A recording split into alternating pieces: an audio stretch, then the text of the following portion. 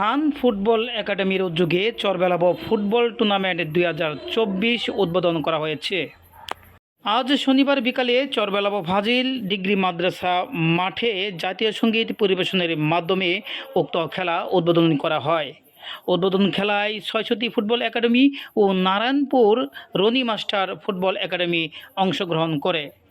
উদ্বোধনী খেলায় Narayanpur Roni master football academy ৪-০ গোলে ৬৬টি ফুটবল একাডেমিকে হারিয়ে উদ্বোধনী খেলায় বিজয়ী হয়। আজকের জামাত ৪টায় জামাত হবে। কমিটির পক্ষ থেকে কি বার্তা আসে দেখা যাক। জামাতের জন্য বিরতি দেওয়া হয় কিনা, না খেলার গতিতে চলবে সেটাও দেখা যাবে।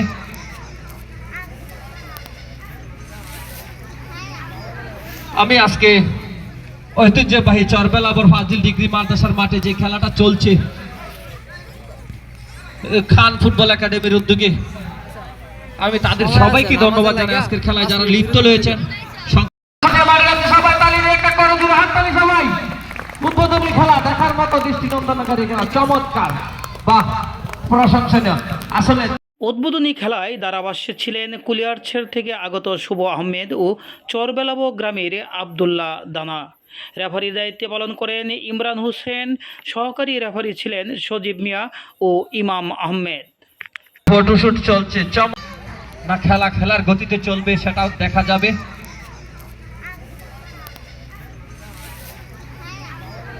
আমি আজকে ঐতিহ্যবাহী চরবেলাব ফাজিল ডিগ্রি মাদ্রাসার মাঠে যে খেলাটা চলছে খান ফুটবল একাডেমির উদ্যোগে, আমি তাদের সবাইকে ধন্যবাদ জানাই। আজকের খেলায় যারা লিপ্ত রয়েছেন।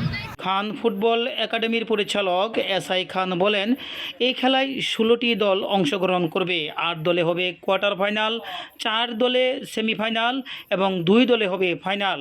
আগামী 16 ডিসেম্বর সম্ভাব্য ফাইনাল খেলা অনুষ্ঠিত হতে পারে।